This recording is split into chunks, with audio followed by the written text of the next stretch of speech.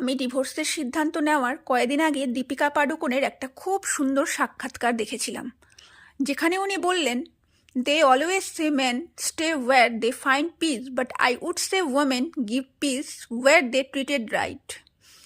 ঠিকভাবে ট্রিট করলে কেউ আপনাকে ছেড়ে যাবে না, যাবে তখন যখন আপনি মিসবিহেভ করবেন।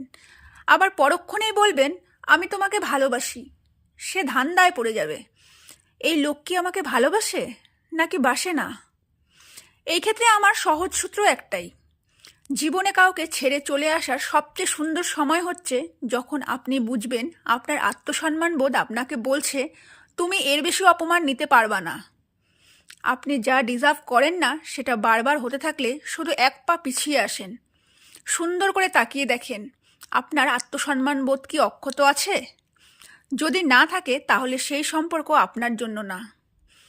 2 বছর আগে সাহিত্যের নোবেল প্রাইজ পাওয়া অ্যানি আকনোর আত্মজীবনী পড়ছিলাম।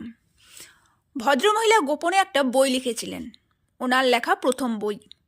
বই প্রকাশের পরে উচ্ছ্বাসিত হয়ে ওনার হাজবেন্ডের কাছে গিয়ে বলেছিলেন উনি গোপনে একটা বই লিখেছিলেন যেটা প্রকাশিত হয়েছে। জবাবে উৎসাহ ভালো, ওনার হাজবেন্ড বলেছিল, তুমি গোপনে একটা বই লিখতে পারলে গোপনে একটা পরকীয়াও করতে পারো। আকনো অপমানে এই ঘটনার কয়েক বছর পরেই বিবাহ বিচ্ছেদের আবেদন করলেন।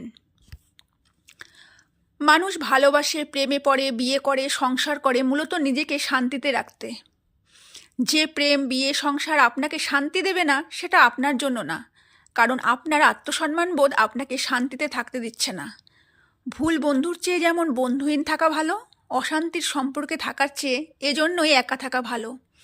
অবশ্য যদি আত্মসম্মান বোধহীন হয়ে থাকতে চান তাতেও ক্ষতি নেই।